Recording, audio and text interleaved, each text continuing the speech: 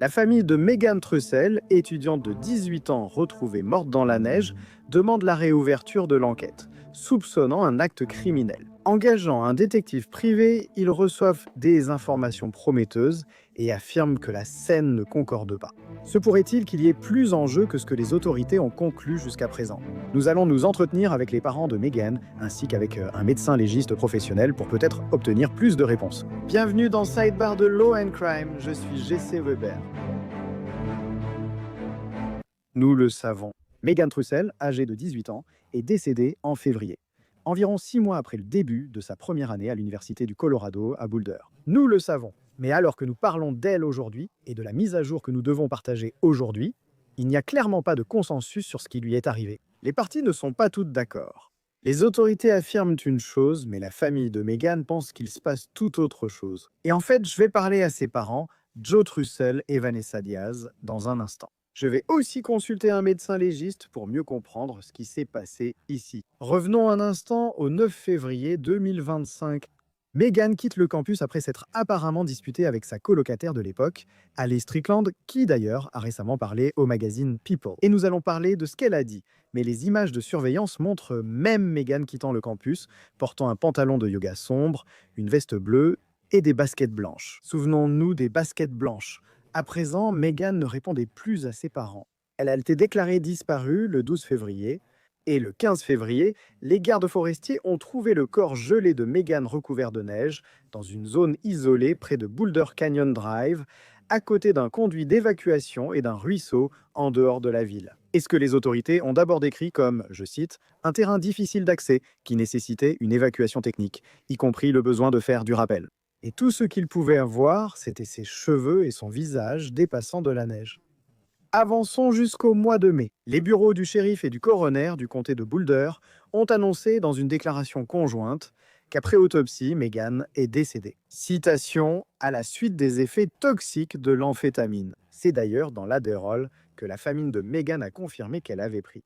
Les autorités auraient également trouvé 3 flacons vides de ces comprimés dans sa chambre universitaire, en plus d'un flacon qui aurait été retrouvé près de son corps. Chaque flacon peut contenir 30 comprimés, a déclaré Jeff Martin, coroner du comté de Boulder. Notre avis était basé sur plusieurs facteurs, y compris, mais sans s'y limiter, les résultats toxicologiques et la présence de médicaments prescrits non digérés trouvés lors de l'examen. L'hypothermie, d'ailleurs, a également été un facteur contributif ici. La manière du décès a été jugée, et je dois faire attention à comment je le dis à cause des règles de YouTube. Mais essentiellement que Megan est décédée d'une manière où elle s'est infligé cela à elle-même. Je dois faire attention à la façon dont on le formule, mais je pense que vous comprenez l'idée d'accord auto-infligée. Maintenant, sa famille ne croit pas forcément à cela, d'accord? Ils pensent plutôt que Megan a été attaquée et agressée. Sa mère, elle, croit que la scène a été simulée. Ils ont mis en avant des problèmes dans l'enquête. Par exemple, ils citent le fait que le sac à main et le téléphone de Megan n'étaient pas avec son corps et qu'il y avait apparemment des signes de blessures physiques. Le bureau du coroner a indiqué que ces blessures correspondaient à une chute, mais que celle-ci n'a pas causé sa mort. Les autorités ont aussi affirmé aucune preuve ne suggère que Megan ait été blessée ou tuée par quelqu'un. Pour revenir à ce téléphone et ce sac à main, c'est intéressant. Le shérif du comté de Boulder indique que le 2 mars, le téléphone de Megan a été retrouvé dans une borne de revente d'un supermarché de Boulder. Il avait été vendu par Elliot Michael Bifor, un homme de 50 ans, sans domicile fixe, qui a déclaré l'avoir reçu d'un autre homme sans abri. Biafort a été arrêté le 14 mai et inculpé de vol au 3e degré et de fausses déclarations à un prêteur sur gage. C'est un autre délit de 2e degré. Il a depuis été libéré sous caution. Le 5 mars, le sac à main de Megan a été retrouvé par un membre de la communauté près du point kilométrique 39,6 de la route 36, le long de la piste cyclable. Une personne de la communauté a vu un flacon d'ordonnance vide au nom de Megan dans le sac à main et a contacté le centre de communication du comté de Boulder. Le sac à main a été retrouvé dans la même zone du Boulder Canyon que le corps de Megan. On pense qu'aucune des personnes ayant eu son sac à main ou son téléphone n'a eu de contact direct avec Megan. Ils affirment n'être pas liés à sa mort. Aussi, selon le Daily Mail, une chaussure de Megan. Vous vous souvenez? J'ai mentionné les baskets? L'une de celles qu'elle portait en quittant le campus n'a jamais été retrouvée. Maintenant, la famille a aussi des problèmes avec l'endroit où Megan a été retrouvée. Sur un groupe Facebook nommé Affaire de la mort de l'étudiante Megan Trussell à l'université du Colorado Boulder, sa mère Vanessa Diaz écrit, citation, « Le conduit est caché, hors des sentiers, Il faut le connaître pour le trouver. Meghan n'aurait pas raisonnablement pu marcher environ 5 km depuis son dortoir en 1 heure vers un endroit où elle n'était jamais allée. Dans l'obscurité, sur un sol gelé, avec une seule chaussure, sans téléphone ni lampe. Je publie la vidéo que nous avons enregistrée pour que chacun voie le terrain et les conditions. Ce sont des faits. Utilisez votre bon sens et décidez de ce qui vous semble logique. Et voici un extrait de cette vidéo.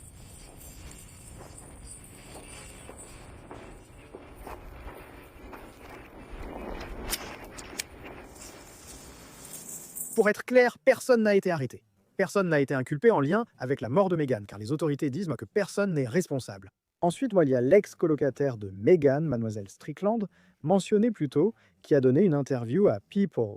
Et dans l'interview, elle explique que Meghan était, je cite, une personne qu'on ne rencontre qu'une fois dans sa vie, à quel point elle aimait sa famille, à quel point elles étaient proches. Oui, elles se disputaient parfois comme des colocataires, mais rien de grave, tout s'arrangeait toujours. Elle a aussi exprimé son inquiétude concernant la santé mentale de Meghan, l'encourageant à voir un autre thérapeute ou à prendre des médicaments. Et concernant la nuit en question, quand Meghan est partie, elle a affirmé qu'elle était rentrée chez elle, qu'elle avait vu Meghan et son petit ami être intimes. Ils se sont disputés. Je cite, « Nous avons discuté, elle a dit qu'elle respectait et comprenait. Je suis tombé sur eux et je me suis juste senti trahi. » Et Strickland affirme qu'il est parti travailler et qu'il n'a plus jamais revu Meghan. Au fait, le petit ami n'a pas été officiellement identifié. Il n'a été impliqué d'aucune manière dans la mort de Meghan. D'après le magazine People, qui aurait consulté les dossiers, Meghan et son petit ami se seraient disputés et il l'aurait quitté. Maintenant, Strickland affirme qu'elle n'a pas immédiatement prévenu les autorités de la disparition de Meghan pendant les 2 premiers jours parce qu'elle pensait que Meghan était simplement chez sa sœur. Selon The Mirror États-Unis, la famille de Meghan qui a engagé un détective privé demande l'aide de la communauté ici. Et c'est une grande mise à jour. Ils auraient reçu, je cite, 4 pistes prometteuses concernant la mort de Meghan. Ils demandent la réouverture du dossier.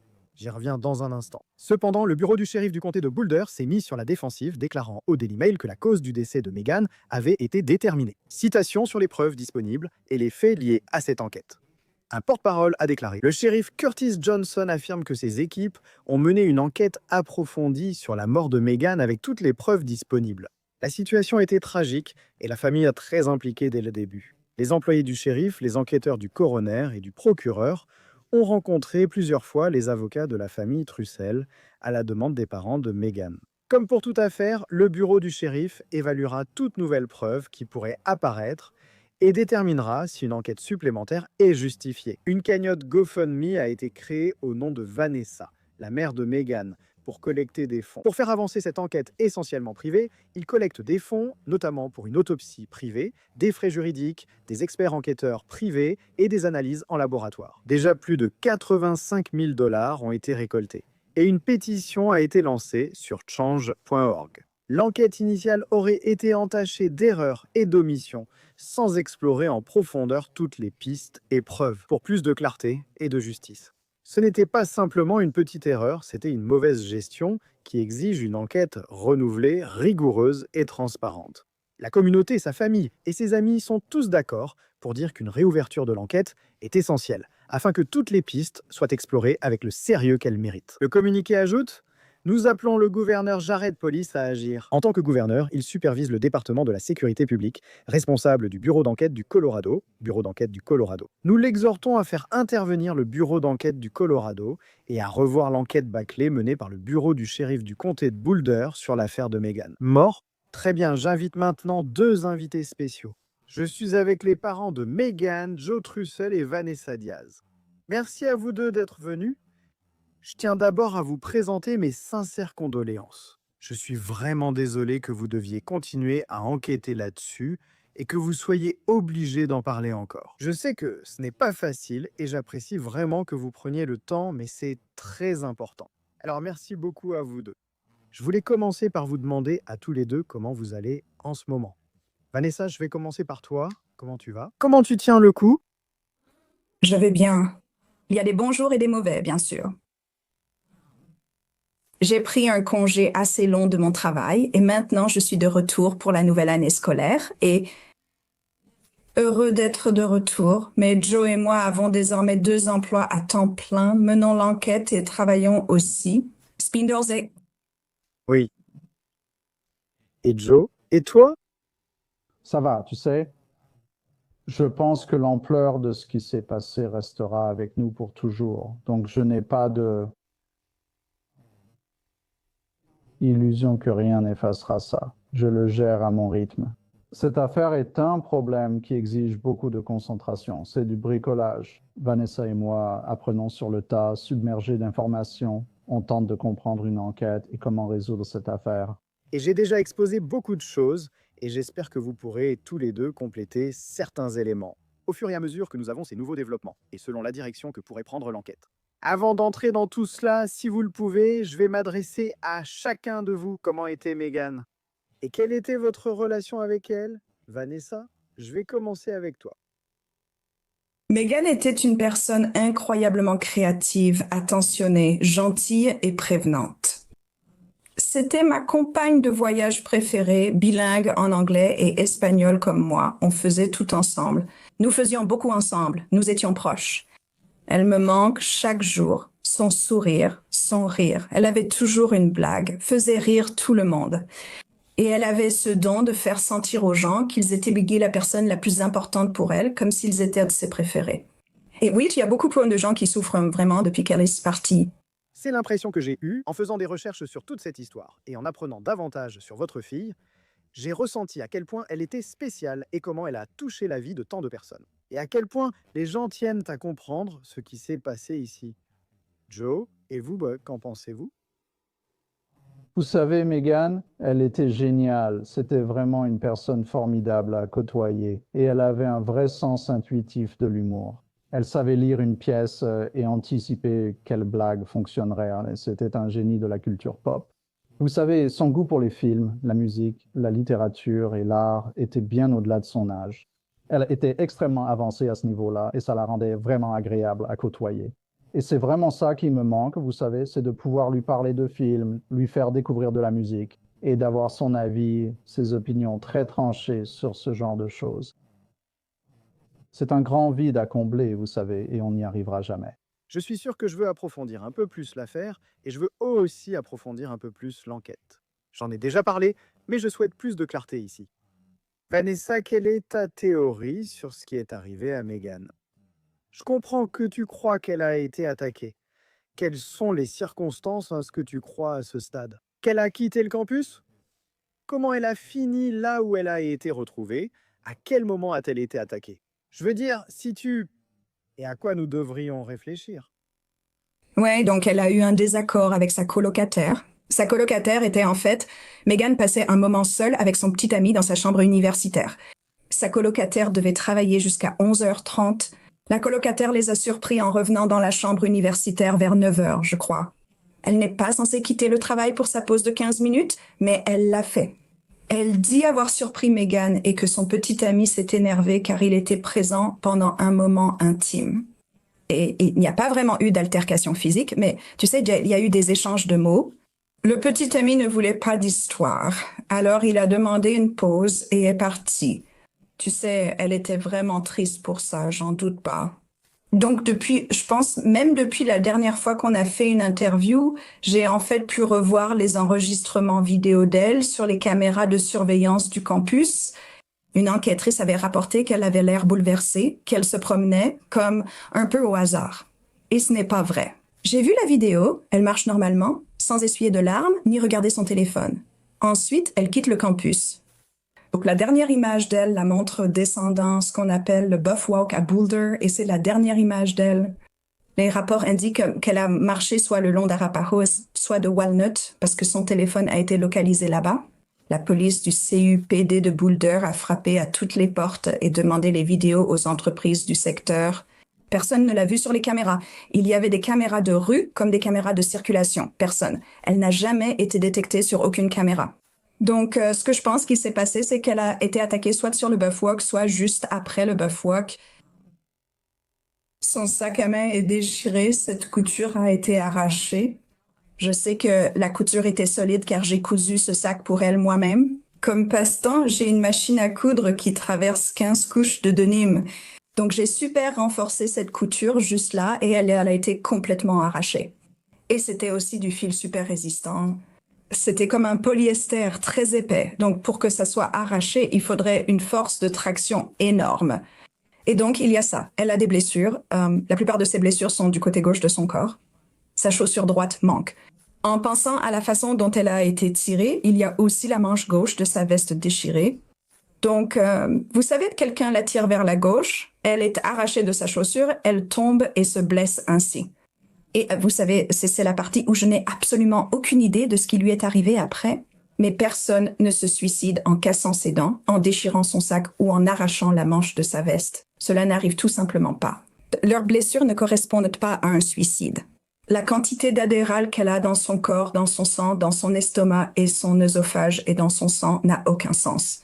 Ce n'était pas un niveau létal, mais plutôt le bas de la toxicité pour quelqu'un prenant de l'adéral depuis 4 ans.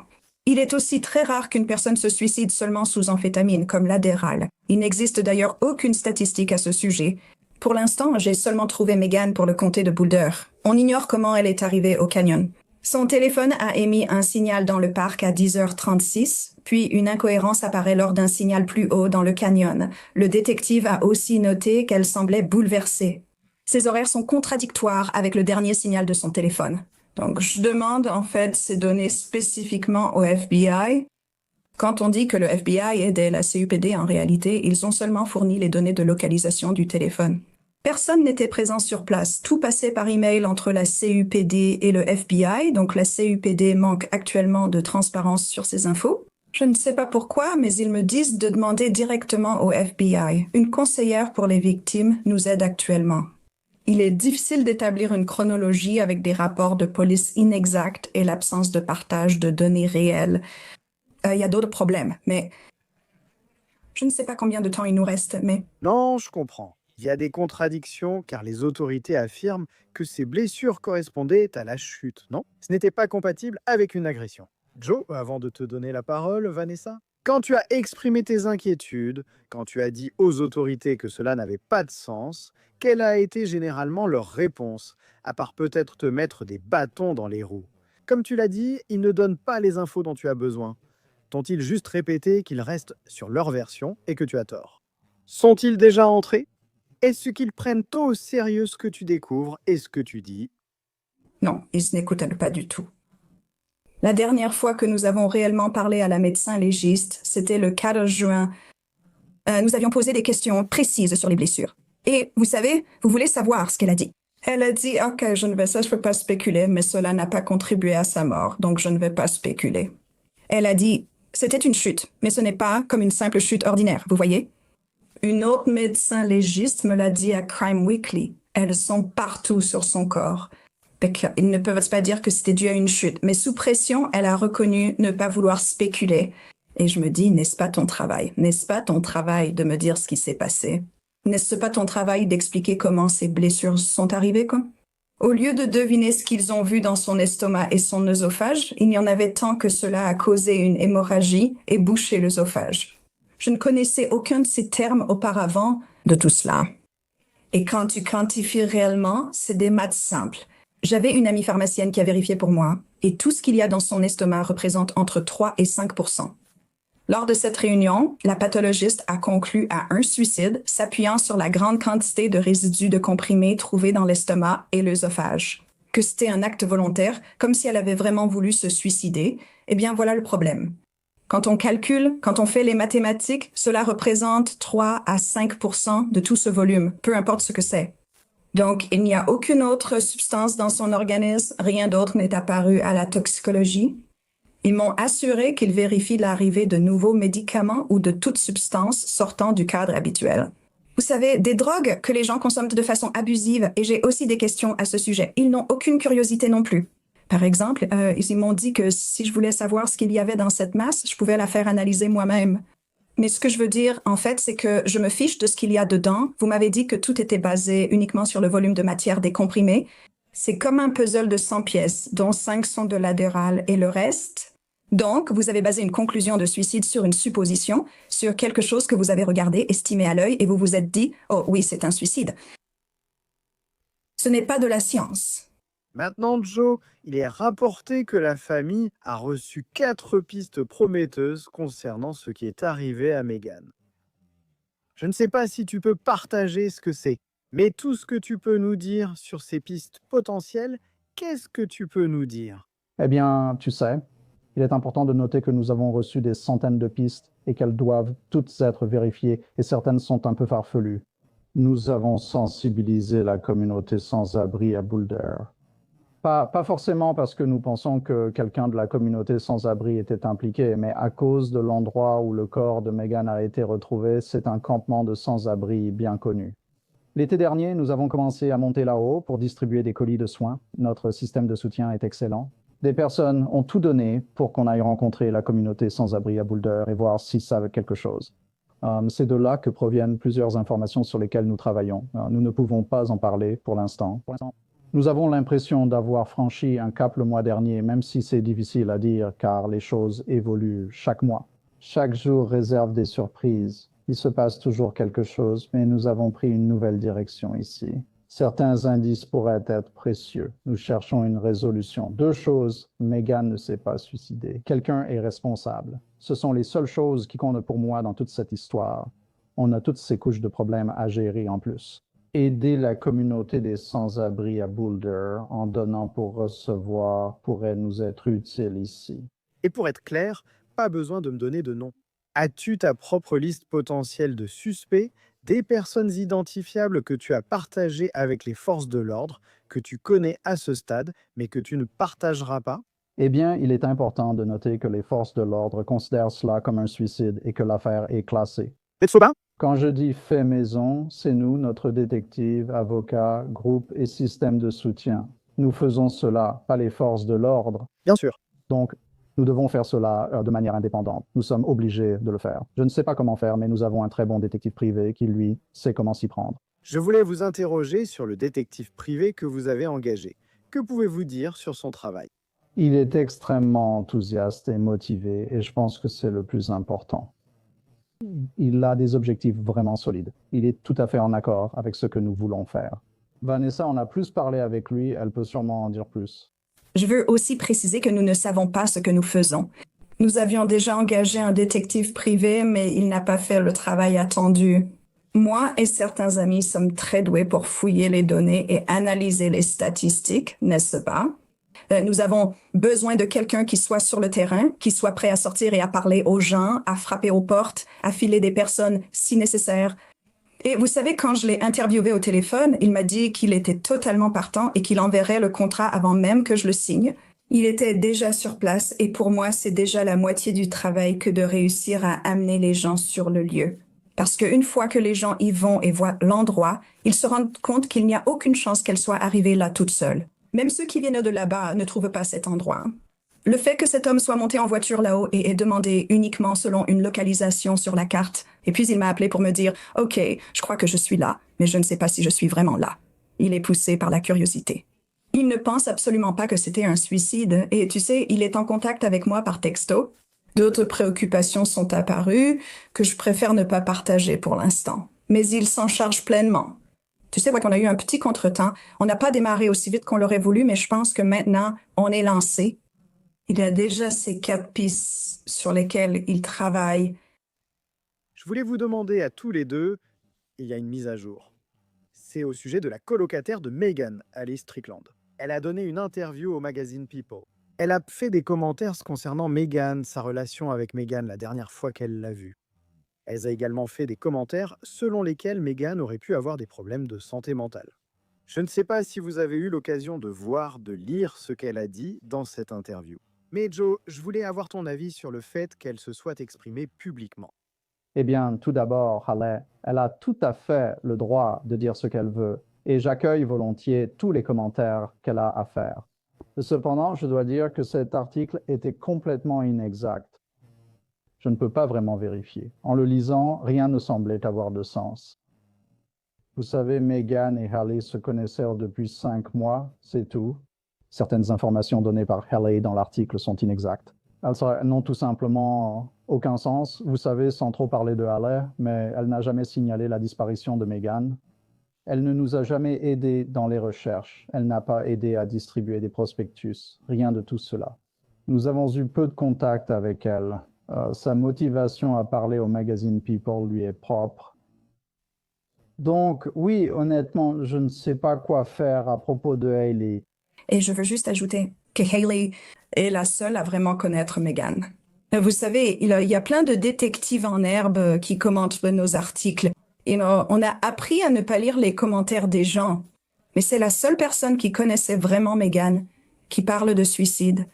Et elle se connaissait depuis 5 mois entiers.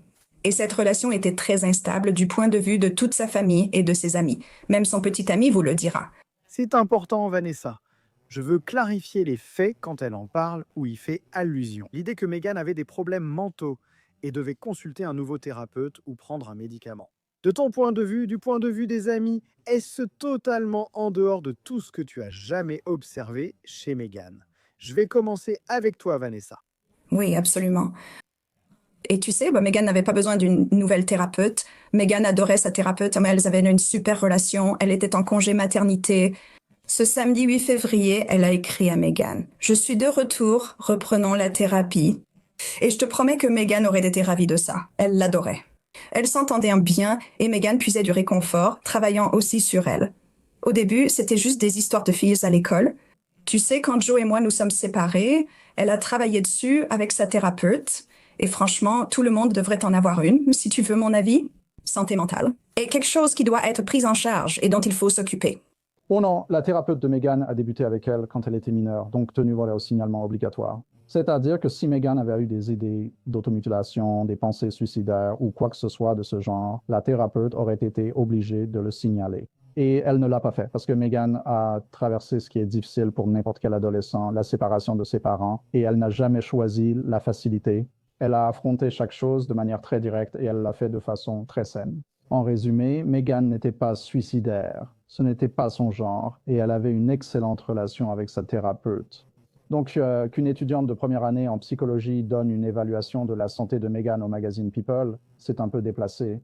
Et en plus, dans les rapports de police, elle a affirmé avec insistance, elle leur a dit lors de ses entretiens que Meghan n'était pas suicidaire, que Meghan n'avait jamais dit qu'elle était suicidaire.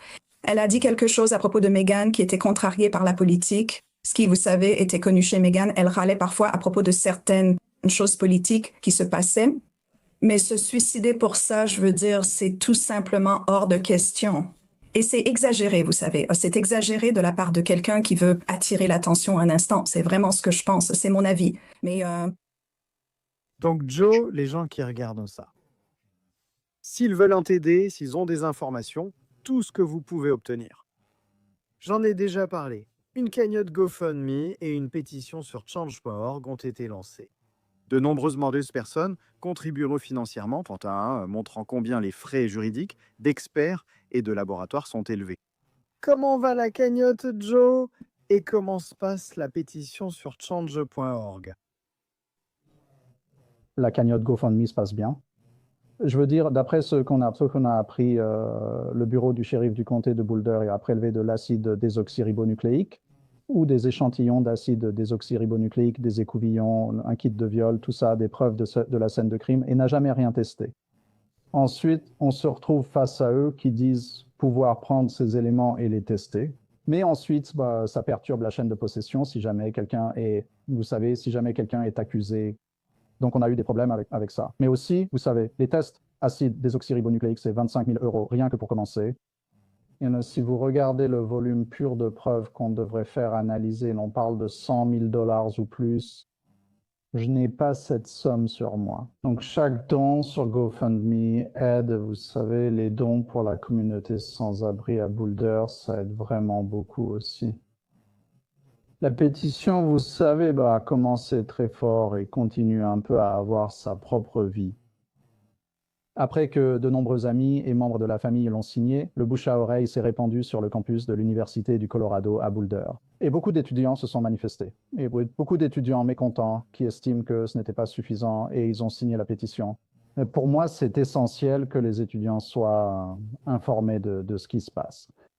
Et Vanessa, l'objectif maintenant, c'est bien de rouvrir l'enquête, non? Si vous obtenez de nouvelles informations, si vous avez de nouvelles informations, vous pourriez les présenter aux forces de l'ordre. Si vous pouviez les présenter au bureau d'enquête du Colorado, ils pourraient y jeter un œil. Pouvez-vous nous dire où cela en est? oui, donc, vous savez, en suivant d'autres affaires, n'est-ce pas? Comme pour Helen Greenberg, rien ne changera tant que la décision de suicide ne sera pas revue. En fait, le procureur de Boulder nous a déjà dit qu'il n'allait pas enquêter sur l'enquête à cause de la décision de suicide.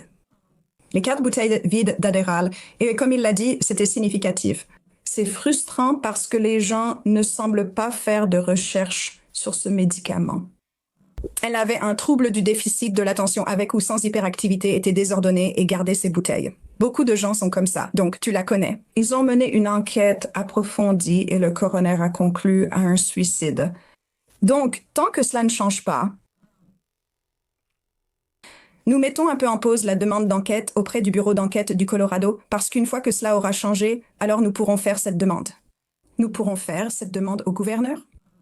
C'est lui qui peut, ou d'après ce que je comprends, c'est lui qui peut demander au bureau d'enquête du Colorado de le faire.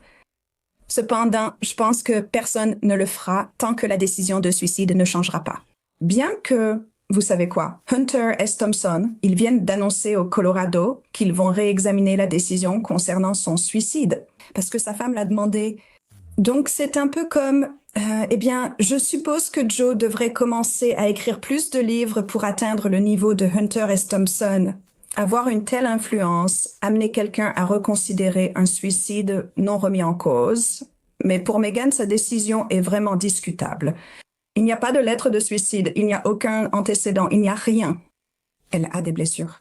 Tu te frappes quand tu prends une tonne de comprimés. Et ensuite, les comprimés, tu meurs avant même qu'ils soient absorbés par ton corps. Rien de tout cela n'a de sens et ça me sidère que les gens ne remettent pas ça plus en question. Que des personnes très intelligentes, qui sont pourtant des responsables élus, disent simplement « non, c'est un suicide », alors que ce n'est pas le cas. Ils n'ont examiné aucun des détails, ni pris en compte les incohérences, et ils ne les ont même pas écoutés.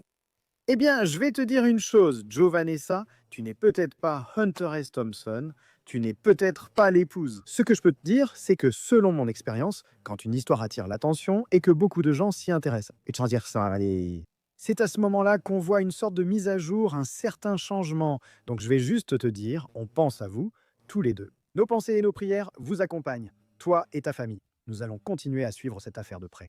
Nous avons publié la pétition sur change.org et la page GoFundMe, et toute personne qui voit ceci, si elle souhaite contribuer à ton enquête, pour obtenir plus de réponses, elle est encouragée à le faire. Merci Joe Trussell, Vanessa Diaz, d'être venue. Encore une fois, je suis désolé pour votre perte et ce que vous traversez.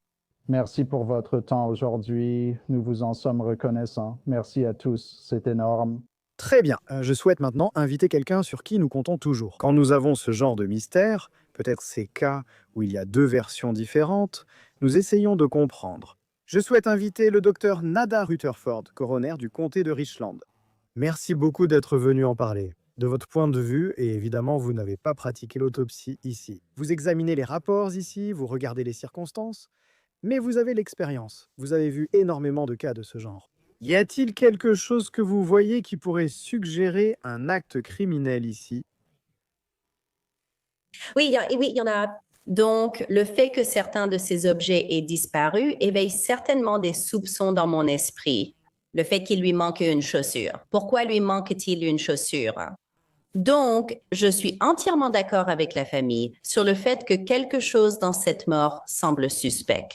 Mais on ne peut pas inventer des choses ni spéculer. Donc, il faut s'en tenir aux preuves dont on dispose.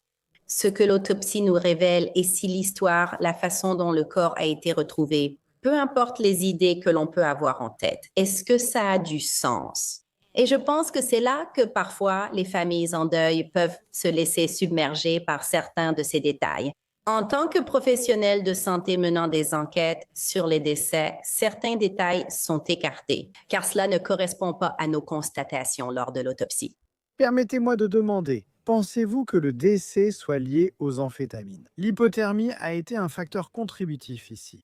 Je suppose qu'elle s'est éloignée, qu'elle ressentait, vous savez, les effets toxiques de ce médicament. Et vous savez, ils en parlent.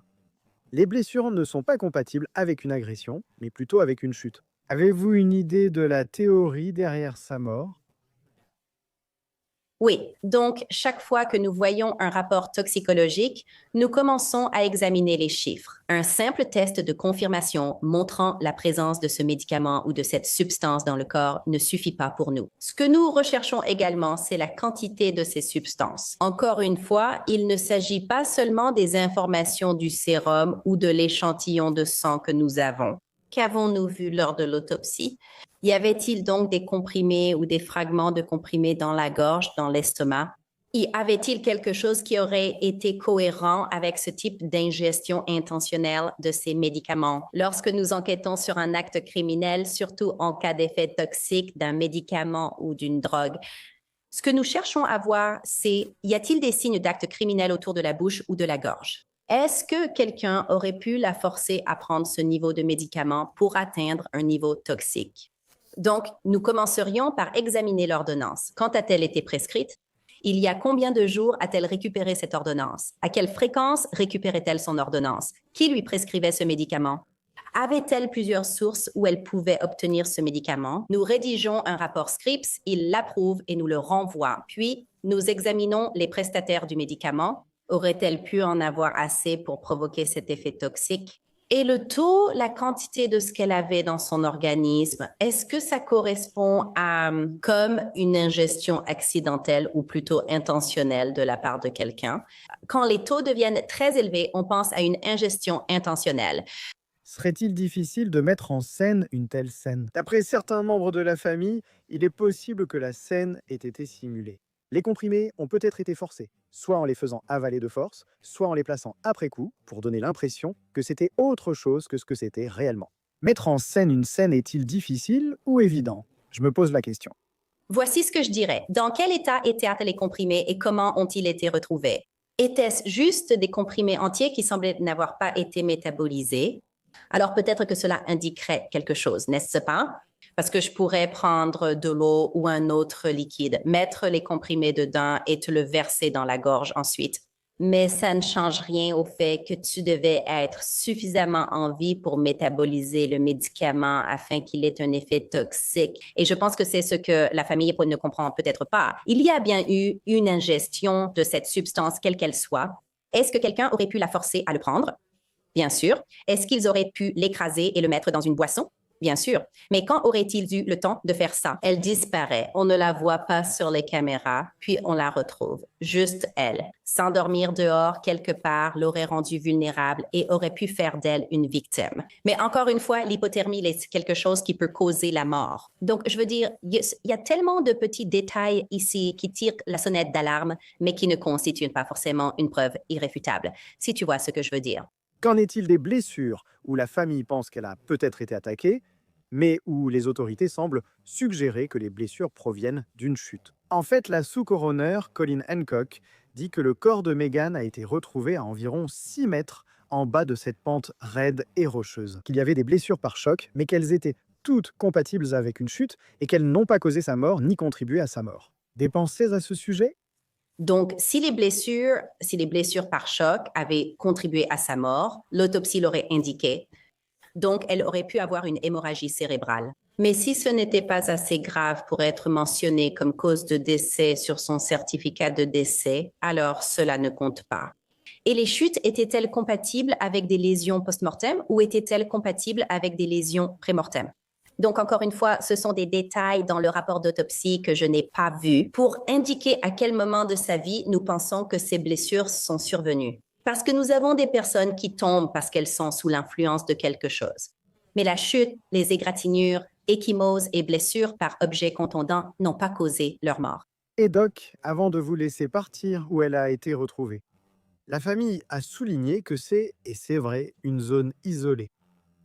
Il fait sombre, c'est étrange d'être là-bas, hors de la ville. C'est un endroit étrange pour trouver un corps, c'est un endroit étrange pour trouver Meghan. Est-ce que ça vous interpelle? Oui, ça m'interpelle parce que pour moi, cela signifie qu'il y a la possibilité d'une scène de crime secondaire. Donc, encore une fois, je suis à 100% avec la famille quand ils disent que quelque chose semble suspect. Encore une fois, cette chaussure manquante me dérangerait en tant que mère. Ça me dérange aussi en tant qu'enquêtrice. Où est cette autre chaussure? Si quelqu'un veut voler vos chaussures, il prendra les deux. Pourquoi n'en volerait-il qu'une s'il voulait simuler quelque chose? Pourquoi n'aurait-il pas pris les deux? Donc, est-ce que cela pourrait être la scène secondaire du crime? C'est possible.